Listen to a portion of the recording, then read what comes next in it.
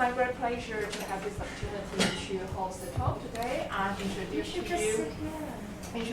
you Professor Sudarat Musikawong.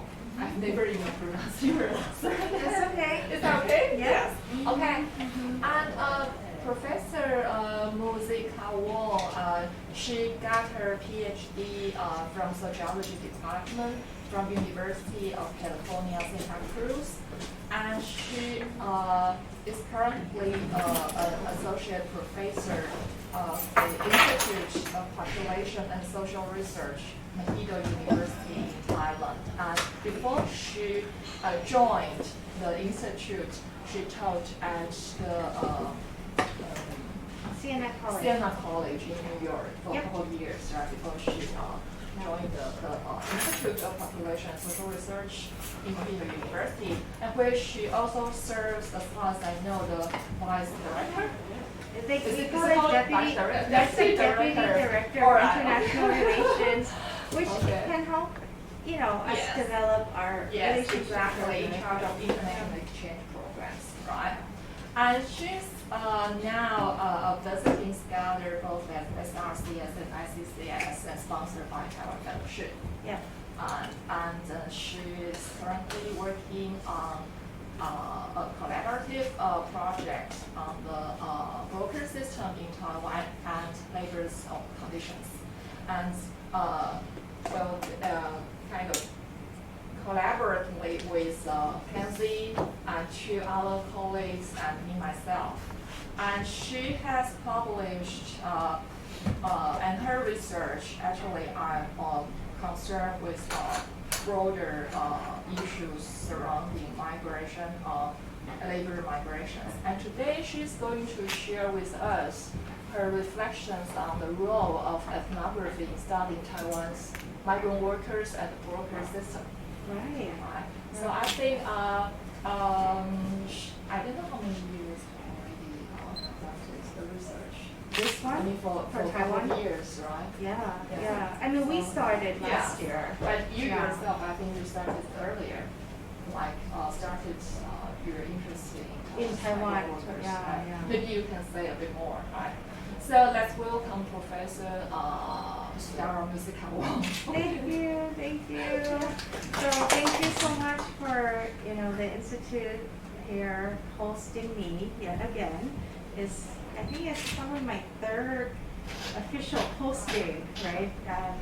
Thank you, Professor Joyce Yu, for always being gracious host. And also this time around, it's been really good to finally work with the faculty here and postdoc Kenzie Chen. Chicken, thank you so much. Without you, I don't think I could have, come here through the Taiwan Fellowship. So the Taiwan Fellowship is really great.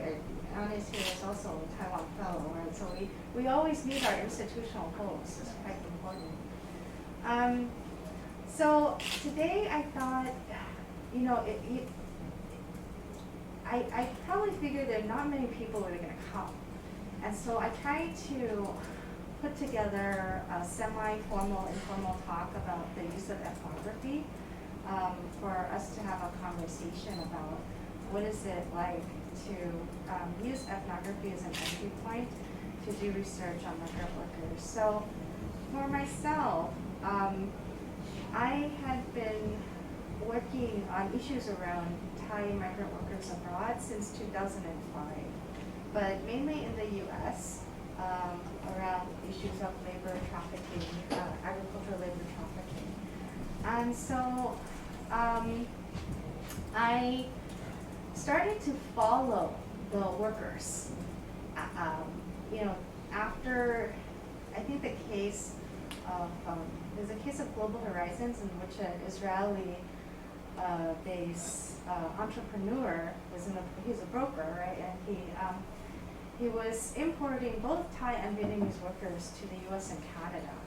And it became a huge case for Thai workers in which they were paying exorbitant fees, putting their land and home on collateral, so there was a certain amount of dispossession happening. And so I was interested in issues of debt bondage. And then eventually, when the case in the U.S. court system, it didn't go anywhere in terms of the criminal case of labor trafficking, of human trafficking, because the standards are quite high to meet that criteria. And you know, in the U.S. legal system, you can't have the cases going on at the same time, criminal and civil. So the labor violations and things started happening afterwards, in which workers started to get compensated, not because they actually won cases, but because, you know, farmers were conceding that, okay, yes, we participated in this and we owe workers different kind of compensation because of what happened. At that time period, some of the workers started going away from the U.S. They decided not to settle for residency in the U.S. They wanted to either return home. But once they returned home, they found that they didn't really have jobs, or they did. I mean, there were workers who were in their 50s or workers in their 40s and 30s, and they had always gone abroad. So some of them continued to go abroad. Some went to Israel, some went to Korea, South Korea, and some went to Taiwan. And some of them had been in Taiwan before, going to the U.S. So for them, it was you know, easy for them. So I started to follow the workers, and that was back in, I think it was 2014. I started going to South Korea, and then at the same time, I started to come to Taiwan. And particularly because if you look at the official statistics in terms of out migration, Taiwan is officially the largest numbers of Thai workers are coming here officially. This is not undocumented workers. Yeah, still. Because we're not really anymore a major sending country, right? So I think that may be part of it. Actually, I have some statistics. If is interested in the breakdown in 2019, which I'm happy to share with you. I tried to look it up quickly to just, you know, to take a look at, you know, in the Middle East, it's Israel. And these are just, so the statistics that the Ministry of Labor Thailand keeps is kind of a, like outward migration, right? So we have people who are going again a second time or third time, and then we have a new first timers, right? So these are the kind of statistics. So they're not necessarily stock statistics of who's in the country, but these are like outward migration. And then in terms of Africa, it's South Africa. In terms of Asia, it's still Taiwan, then South Korea, then Japan, then Malaysia. In terms of Europe, it's Finland and Sweden, which are probably primarily berry pickers. North America is USA. Very few in South America, and in terms of Australia and New Zealand, it really is New Zealand. Yeah. So this is a kind of different destinations, right, for Thai workers abroad. But the statistics, you can't assume, of course, that they're all 3D sectors, you know, but primarily, I think the majority are. So that's one of the things to think about. So when I started to come to Taiwan,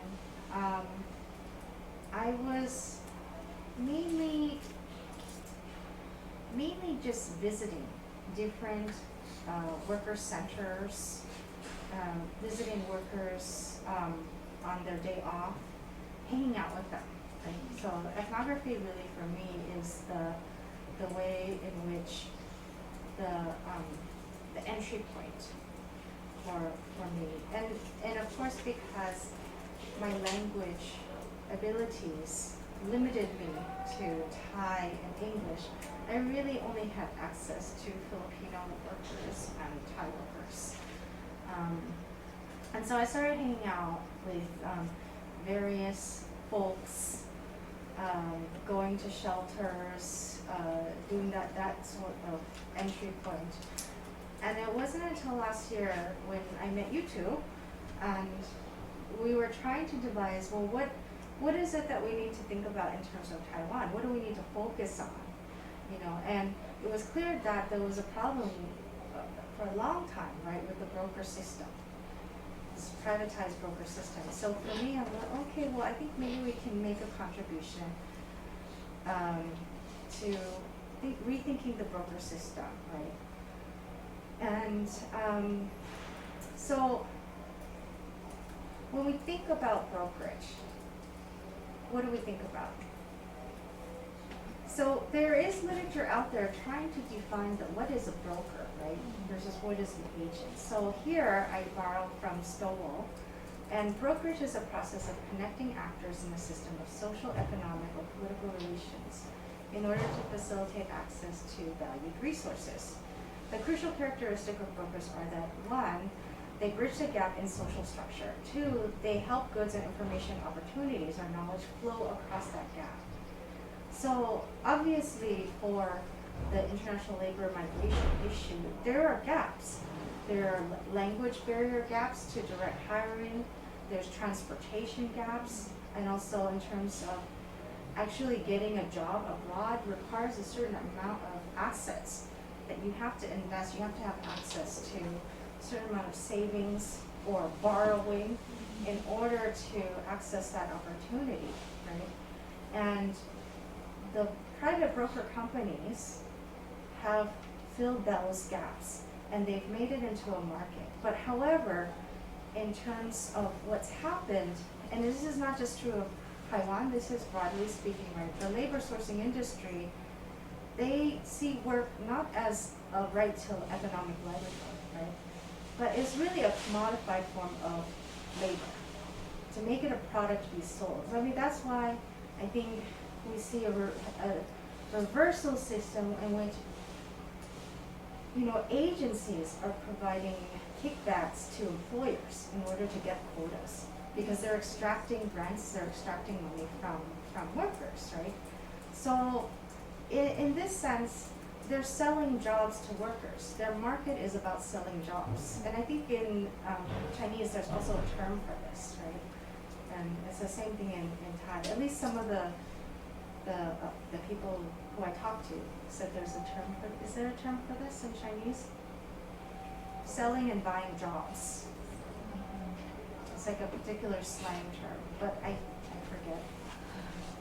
No, okay, I have to go back and ask somebody there. To my knowledge, in Taiwan, it's still legal to charge a placement fee, no more than 1 month's salary, except the RBA sector, right? So there's official rules and what actually happens. So I did, you know, meet some agencies that said that, okay, it's true that we're not supposed to charge the workers, we're supposed to charge the employers, but in order to remain competitive, we charge some employers less so that they will remain our customers, right? And we need the quotas to, you know, maintain all of this thing. And, you know, when in the home country, broker companies charge, there is what is apparent on the surface, and then there's what happens under the table, right? Especially if they're cash transactions. So I think many of you, this is all information that everybody knows already. But today I wanted to talk about the role of ethnography and how do we understand such complex procedures and processes in a way that what happens on the ground, and also in terms of, you know, why is ethnography a good way or a different way of accessing this information? Because ethnography may include interviews, but it's participant observation. It's really repeat interactions with various informants and people and communities, right, to gain a certain amount of and earn a certain amount of trust. Because I found that many times people, the first time that they may grant you an interview, but they're just gonna tell you a certain kind of answer that is not usable. And we discussed this many times in our group meetings, right? The problem of, you know, earning people's trust. And I think that if we look at some of the literature that's already out there, right, and this is only kind of, I try to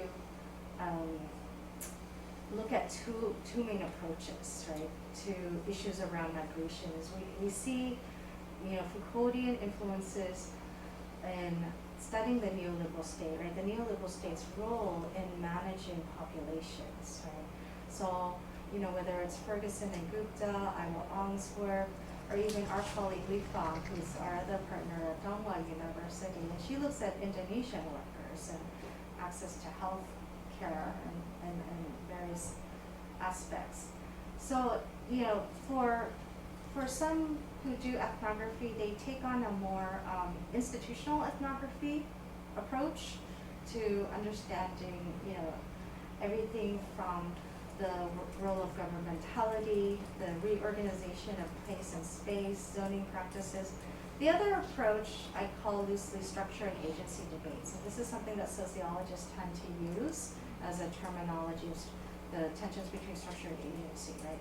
As a kind of a negotiated aspect of social action. So it's an approach with regard to the broker system to say, okay, well, it's not like all brokers are bad, right? Let's look at the kind of negotiating aspects that happen in between, you know, the employer, the worker themselves, their communities, their families, and network and kinship, and the various agencies in country, in Taiwan, and in their sending country, right?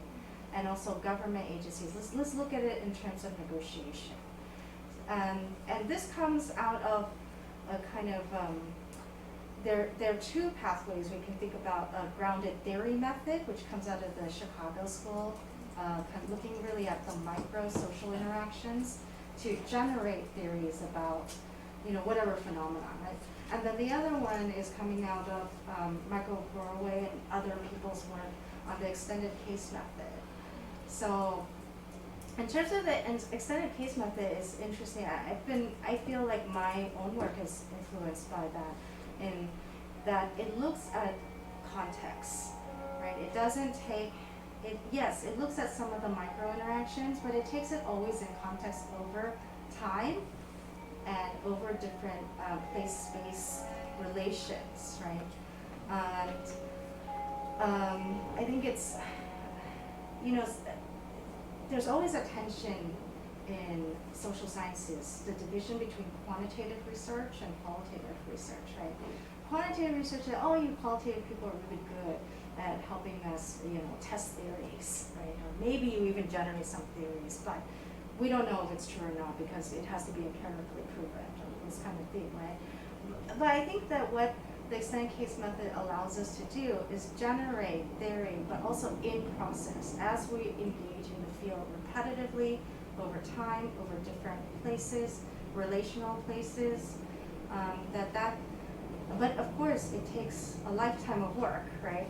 So for me, you know, going to South Korea, being based in the US, coming here to Taiwan, you know, possibly because relations with Israel has accelerated, maybe even going to Israel, well, I don't know about that, but you know, it's quite complex and it's a big commitment as an ethnographer, right?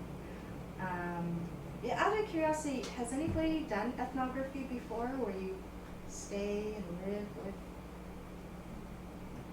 the people you interview, or you spend a certain amount of time? No. I think You guys should be doing that too, right?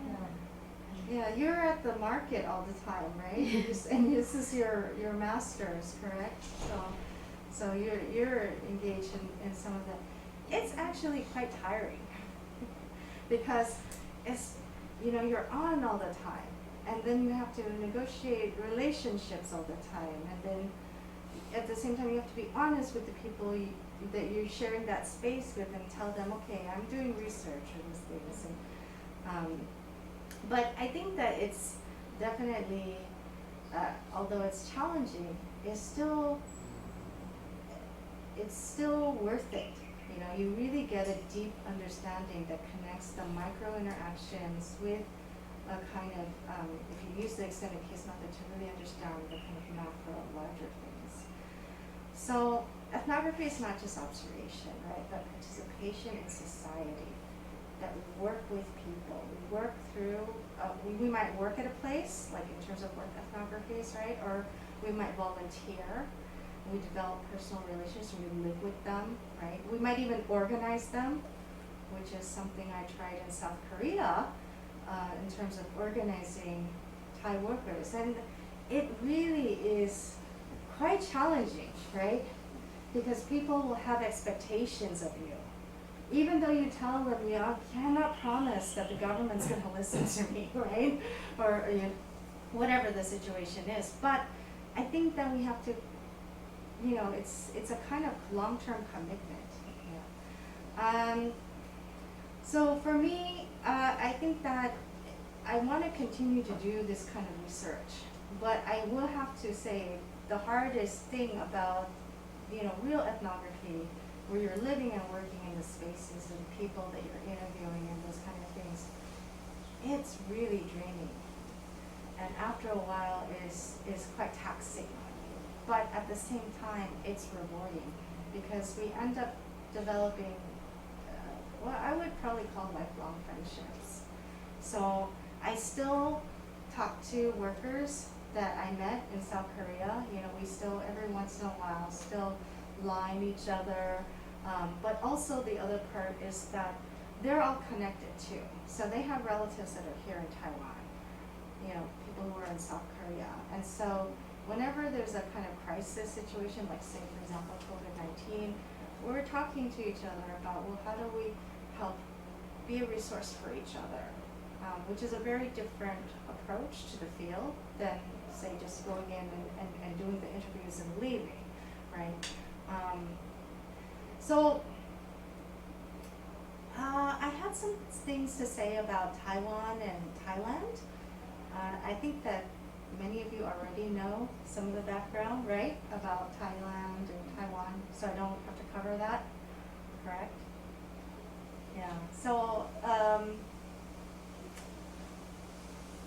you know, as Thai workers are coming abroad, you have to ask, okay, well, who's doing the agricultural work? Well, it's migrant workers, right, from Myanmar or Cambodia, wherever. So there's a kind of shifting of who's willing to do the work, who's willing to do the work for less, for, you know, rapid economic development, right? And you see it happening throughout Thailand, even in agricultural communities where people are able to make more profit because they hire migrant workers for less, right? And so now they have generations of their children who are going to college, and after they finish college, they don't want to come home and do agricultural work, right? So we have a problem of various kinds of labor shortage gaps and things like that, which is, in that sense, really similar to Taiwan because we're both sending country and receiving country. If you look at some of the Thai workers abroad, the numbers compared to maybe Indonesia or Philippines is quite small, you know. But for us, Taiwan is significant. There are reasons for decline, and this comes out of some of our interviews, that, you know, part of it is about the placement fee, and we had some, you know, agencies that really say explicitly, okay, well, yeah, we prefer Vietnamese workers because of the placement fee. Some of the agencies are saying, oh, well, you know, soon it's actually going to be much harder to source with Vietnamese workers because of their own national economic plan to develop science parks. So this means that the workers will stay at home, right? And they'll have various foreign direct investments in these science parks. So ultimately, I think that agencies will struggle, you know, in the next, you know, 5 or 10 years to source with Vietnamese, even though the placement fee is attractive, right? The second group that was attractive were Indonesians. Part of this was because Indonesians tended to take out loans when they were paying for their placement fee. So there were circumstances where even if they had the, you know, the majority to pay for the loan, they still took out the loan because the company presented them with a package that was attractive. that if you take out this loan, our company can guarantee you with a manufacturing job that has some overtime, and this dormitory is really good. So they present it as a package, right? But in this package, you must take out a loan. And it's within the stipulation of 4 to 10% as allowed by the Taiwan government, right? However, the interesting thing is that, and you'll see later on in some of the interview transcripts, that there's the outside and the inside, right? There are other reasons why there's less Thai people coming to Taiwan. There was one specific case where there were thousands of Thai workers initially. They were going to come. And then all of a sudden they switched to Indonesian workers. Why is this? So the Ministry of Labor of Thailand attaché went to take a look at the big factory and found problems of safety or cleanliness with the dormitories, asked the employer to change. The employer said, I don't want to change, I don't want to invest. I'm gonna go to Indonesia. So that contract was immediately eliminated because employers are looking for cost-cutting measures, right? And if a country like Indonesia's labor attaché is not gonna go through, any measure to try to protect the workers or investigate or, and so Thai labor attachés were being accused of doing too good of a job. And this is something that not only the labor attachés said themselves, but the agencies that I interviewed that were sourcing the top number of Thai workers, thousands of Thai workers who are coming here, said the same thing. Our Ministry of Labor, our government is doing too good of a job. Now the employers don't want Thai workers because we care, the Thai government cares too much for their workers. This is quite ridiculous, right? So I guess but at the same time, last year, there was a dormitory fire in which 2 Thai workers were killed, right? So that's part of the reason. So anytime a crisis happens, our Ministry of Labor, our consular, becomes more vigilant. So when that happened, of course they're going to start to be much more stringent, looking at, the next place that's hiring thousands of Thai workers, is there a possibility of fire? Is there, so there's certain things about, why are they doing a good job? And what is the consequence of them doing a good job, right? What happens?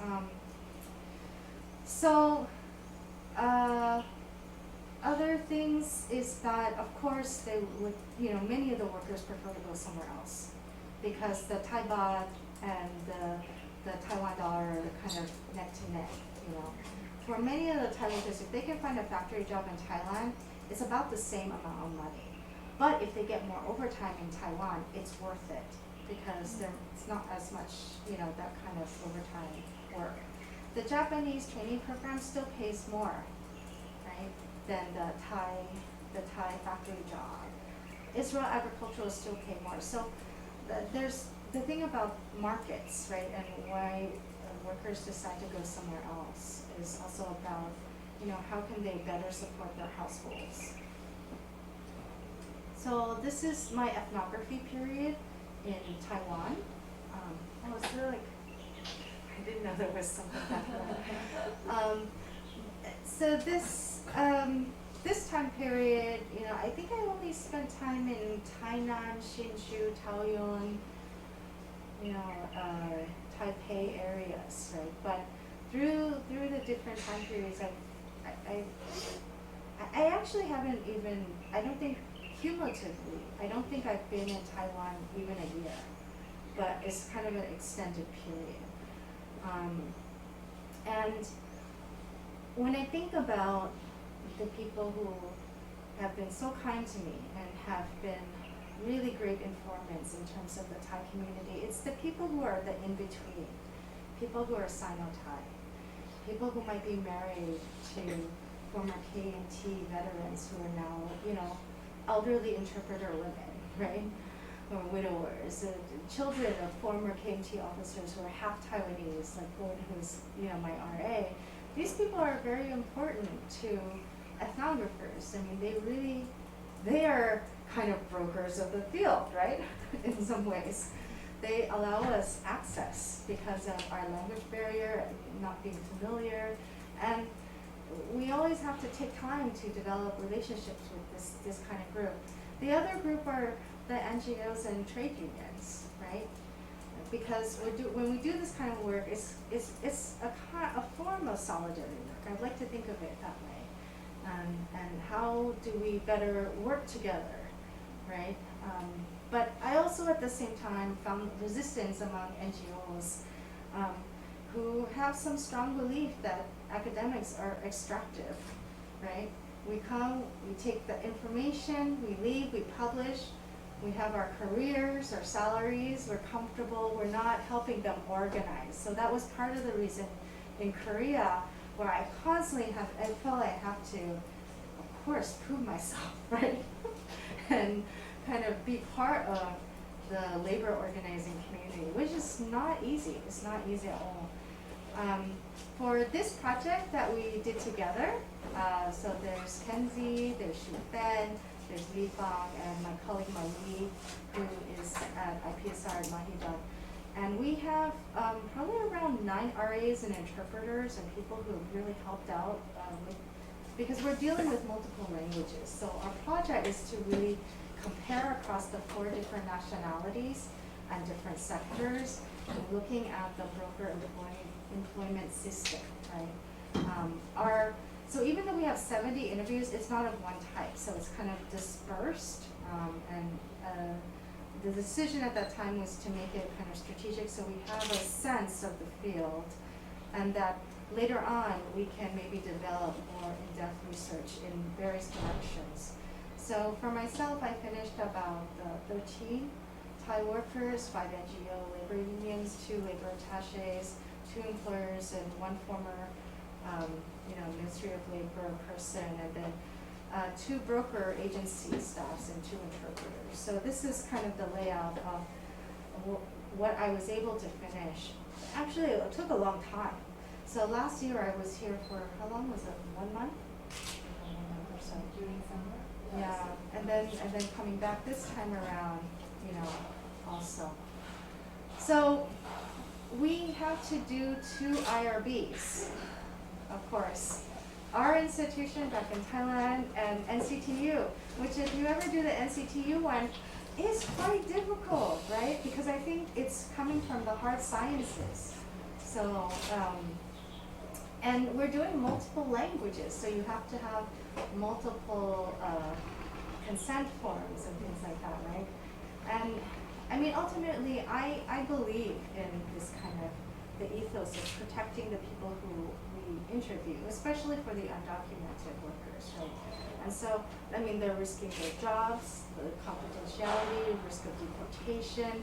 I mean, many of the broker agencies probably think they're risking their market, right, if they reveal their trade secrets, or they, various kind of risks, and people are not willing to talk to researchers. But at the same time, I think it's important to keep it in perspective, right? There's the bureaucratic part of the IRB, but then there's also the ethos of really protecting the people that we work, we interview and we engage with. And then the thing about reciprocity is so difficult. So at IPSR, we always have whenever we do some budget, we have some small gift. Of course, I know that small gift, whatever it is, a scarf or a book or whatever it is, can never equate the time and the information that they give us, right? So I tried to think about what would be the best way to give back to workers. So I started volunteering at the Hope Worker Center with Thai workers, and just teaching English. I know that it would not be successful. It's not like they can engage with me every Sunday and all of a sudden they can speak English. It's not like that. But it was really, I think, the importance of being part of a community where on Sunday, their day off, they want to feel valued, right? They want to feel like they're doing something to better themselves and create community. So we would go, on the morning, we'd have our Sunday class, and then if they don't go to their Chinese class in the afternoon, or later on before it gets dark, we would go for hikes. So we would, with my students, we would go and try to create community. I think was the way that I thought that, okay, this time around, I think I can do this. Of course, the other thing is this bilingual report that we're supposed to work on. And that is bilingual meaning English and Chinese, because we're here in Taiwan. I think it's really important that, eventually or somehow we publish in Chinese as well. The other issue about ethics and reciprocity is our paying our RAs. We had this whole debate about how much should we pay them, because the rate for students is so low, and the work that they're doing is like this huge gap, right? If you hire a professional versus hiring a student, like what is the most fair? And I think we found something that I think is okay, right? You don't think it's okay? You can ask Kenzie and Shufan what they think in terms. This is definitely challenging because this kind of research, unlike survey research, is terribly underfunded. Qualitative research, also has costs, but is often viewed by administrators as low costs, right? But so I wanted to talk about developing relationships and thinking about everyone as a resource.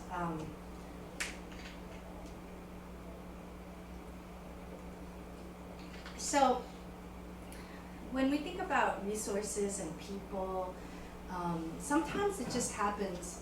Fieldwork is like things happen beyond your control. You don't know when you're going to meet somebody who's going to help you. You don't know when you're going to meet somebody who's going to, actually create problems and spread rumors about you, right? Make it more difficult. But we were really lucky. We had met this one Indonesian Chinese woman, and she is a friend of someone who I had met by chance in Thailand during the AAS in Asia. And she's with the Theater of the Oppressed and based in Taiwan.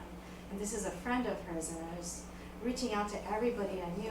I need an Indonesian interpreter, in the South, because we're going to Kaohsiung to meet fishermen.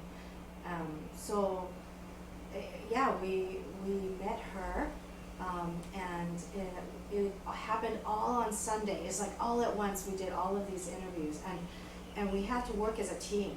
So there was myself, there was Mali, there was Wei Wei, there was Mama, there was Sherry, right? So it's like 5-people team all going to the South.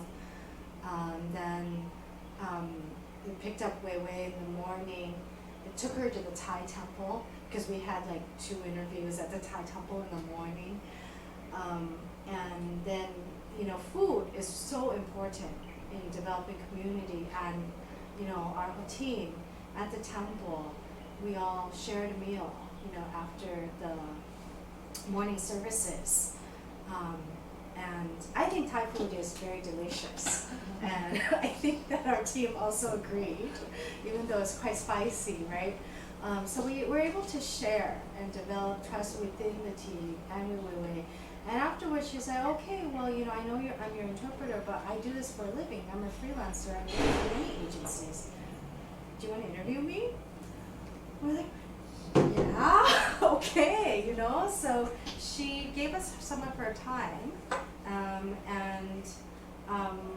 but in the course of our day, after lunch, she got interviewed, and then we drove down to Kaohsiung. We went to a Tiwa event. We interviewed, we interviewed 5 more people, including the NGO that works with fishermen down in Kaohsiung. So in a day, your day can look like this, right? It's it's very different than pre-planned interviews and that kind of issue. But I don't know how many, that day was really productive, and working in a team. Sherry could speak Tagalog. So I wanted to play part of this interview with So you can see MS is Mali and Wei is the. Yeah. She's asking about toilets. Can you hear it? You can't hear it, right? So this is the transcript. I just typed it out so you can read along with it.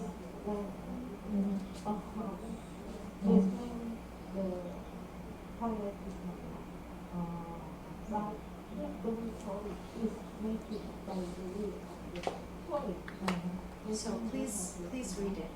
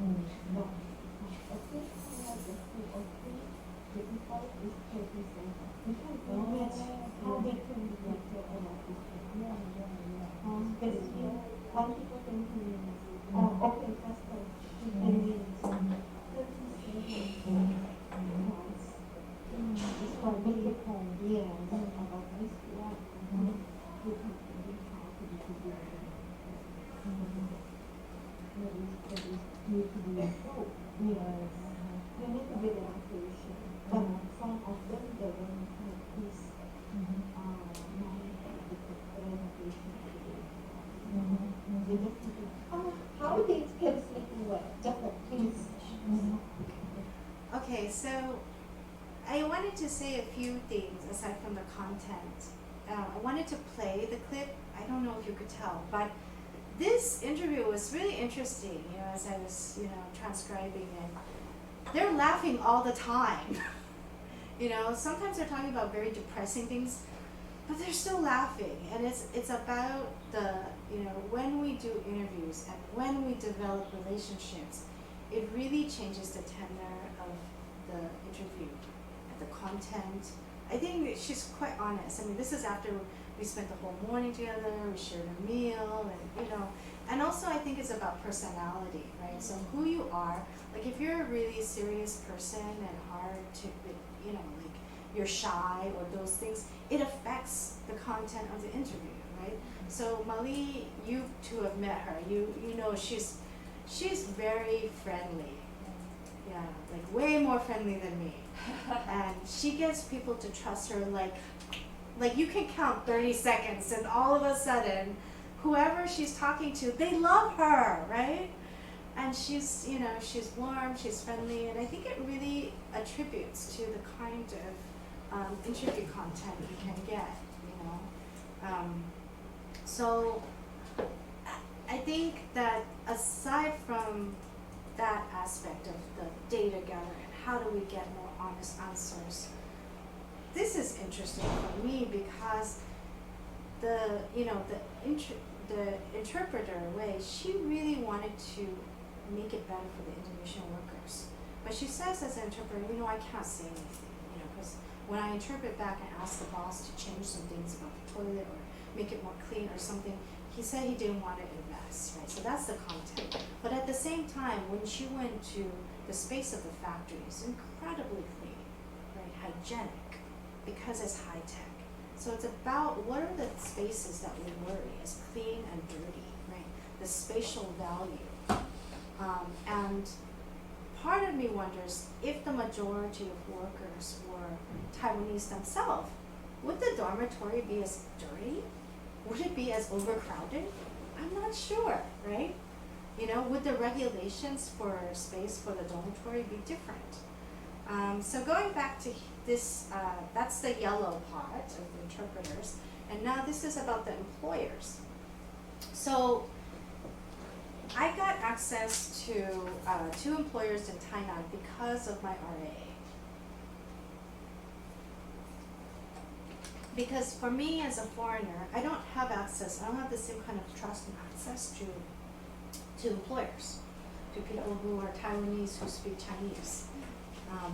So I had to heavily rely on my RA to help me find people to interview, right? And she did a wonderful job.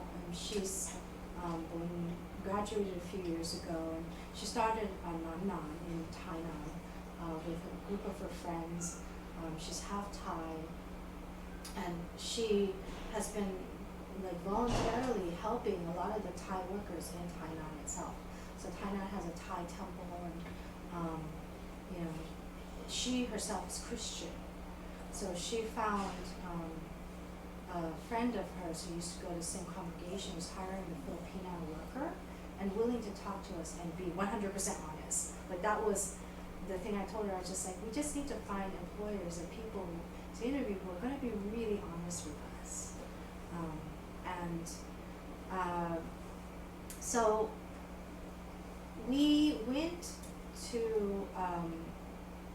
in the morning we interviewed the employer of the elder care person, and then in the afternoon we interviewed the squid boat. It's like an oyster squid boat employer, and he's a local guy who also has a restaurant, and we think that his dormitory is also like a rental space for other people. So, and he used a Kaohsiung-based broker. So I'm going to read a bit of my field notes. So field notes, everybody's field notes is different. I think anthropologists are really good at thick description, and I don't think sociologists are as good at storytelling. But these are typical field notes from my field notes, right? And for me, it was interesting because in field notes, you can get material that you can't get from the interview. And in the space of this housing, that's where we took the interview of the squid boat owner. It's really masculine working class culture. And I mean, I'm familiar more with the Korean version, but this is like the Taiwan version, which is a little bit different because these guys eat betel nut and their teeth are all like gone, you know, this kind of smoking all the time inside the house, you know. So there's just kind of like these different kind of working class masculine cultures, you know, especially for fishermen, right?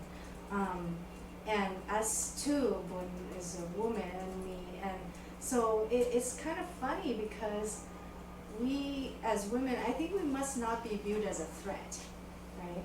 Like I'm sure if Kenzie, you did the interview, you would get different information, you know.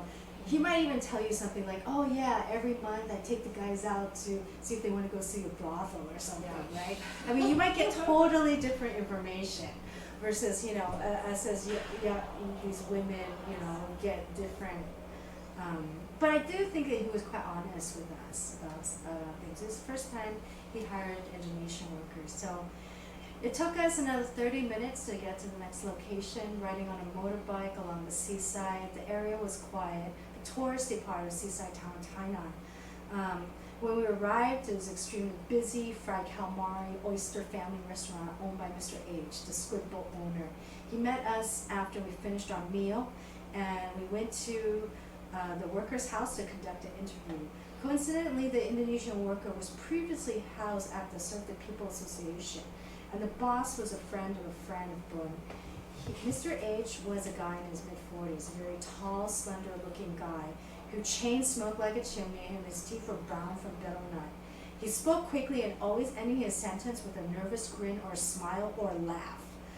There were 3 Indonesian workers, 2 working for Mr. H and 1 working for a friend of Mr. H who was also a boat owner. But at the same house, there were also 2 elderly Taiwanese people. So the house was an older 3-story building road that served as a boarding home for workers and others, right? The first floor was a desk, some old room, a toilet, and a kitchen. The bedrooms were upstairs. The 3 Indonesians shared 1 room with a restroom. In the reception living room, there was a series of posters. Mr. H said the health inspector from the labor office came by and posted the notices on the wall for the Indonesian workers. So I know the font is not very clear, right? You kind of see it. But none of it is in English, so I think I need to ask them to help me, or maybe you guys can take a look and see what the content was. but there were several notices. Yeah. It's about drugs. Say no to drugs. So that's from the Ministry of Health. They just came to there and they posted on the wall, right? So that was the thing about that ethnographic space. The other thing is about the honesty. So both employers told us that they actually prefer the workers not being able to speak Chinese well, because they can't talk back. Employers prefer flexible, obedient workers.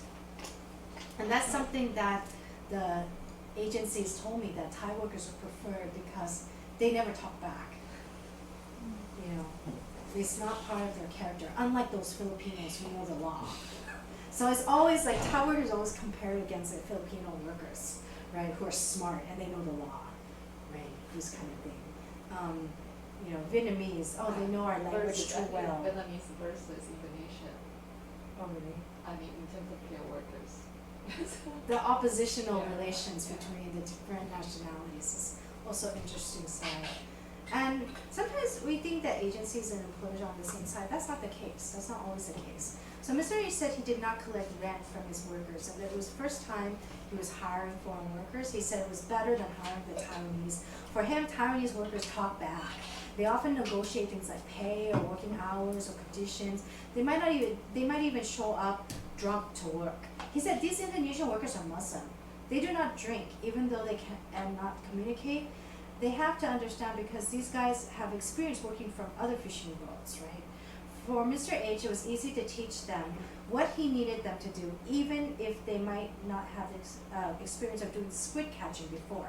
He chose the broker agency in Kaohsiung because the company was recommended by a relative of his who used them in the past. He mentioned that honestly, he wanted to directly hire the Indonesian fishermen because the broker doesn't do anything for him nor for the Indonesian guys, other than handle the initial contracts and sending the guys to him. For Mr. H, the broker agency just comes and collects money every month for the service fee. Even when the guys get sick or need help, it's actually himself that takes care of the workers. This is particularly the case because it takes at least an hour or more to drive up from Kaohsiung, but oftentimes the broker contact does not come immediately anyway. The other thing is the broker agency staff who collects a fee and is the liaison with the company does not speak any Indonesian at all. So any conflicts, Mr. H has to resolve all the issues on his own anyway. He said it was a waste of money for the Indonesian workers and he felt bad for them, right? But the question is, are employers ready to directly hire for them? It's not easy, right? There's a lot of bureaucracy, a lot of paperwork, you know, various commitments, and that was something that was part of the interview that we're trying to kind of figure out what is the tipping ground for employers to directly hire, right? So this, we came at a day when the agent for Kaohsiung was driving up to handle his business. So we actually got to sit and watch the guy come, right? So this is the getting paid and paying debts day. As the agency rep pulled out his folder for each worker, we saw how he was very straightforward, in a hurry, speaking rapid Mandarin. The first worker was another Indonesian worker for Mr. H's friend. As explained to me by Boon, the agency rep said the guy owed this employer money for borrowing last month. So X amount of money would be deducted. He showed the written amount in his folder and asked the worker to confirm. They did. So the agency rep asked the boss to pay the worker in full first. Then they asked the worker to pay two things: the employer for his loan without interest, and the broker agency the monthly service fee, which was $1,500. The worker barely said anything other than "dui," meaning yes in Mandarin. The boss quickly left, saying that he had things to do. Then the exchange of payments happened, right? That worker sat down to watch the other two workers get paid and pay back their loans to Mr. H too. It was the same thing, just different amounts, because the workers had got to Taiwan paying the agency about $1,700. There was one Indonesian worker who stayed at the SPA shelter prior, and his Mandarin was a little bit better, so he was able to interact with the broker agency rep more. It seemed rather fast and respectful. Our parties were joking, smiling, paying back or not paying back the loan to the boss. After 30 minutes, the broker agency rep was getting ready to leave. We tried to convince him to consider granting us an interview and giving us his card. I knew he probably was not going to allow us to interview him because he kept on saying, I'm too busy, right? But it's worth trying. At that point, I knew it was impossible from the bottom of the approach to access broker agency reps and owners. There had to be a top-down approach. So I was holding off on the former minister, but realized it was necessary.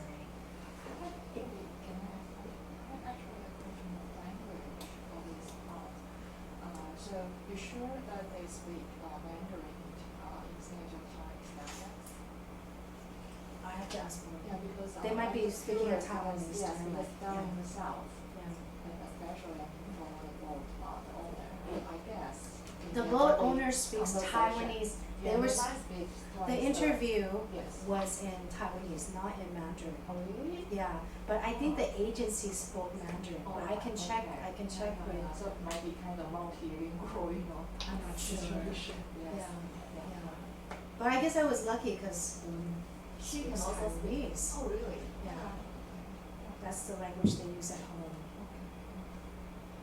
So, anyway, this is a different interview that I had, and maybe I'll just share with you some very brief things. But I thought the interesting thing that this is a Sino-Thai person who was working for an agency, and this is after she left. We had to have multiple interactions before she could feel like she could talk to me, right? But she kept on saying that, the agency system is like an outside and inside shell. The outside shell is all the legal interactions and transactions that happen, and then there's the inside shell of what happens within the broker agencies and the things that they engage in. So obviously is find migrant jobs and labor sourcing is number one, but also it's about the loans to pay the placement fee. Money exchange is another thing.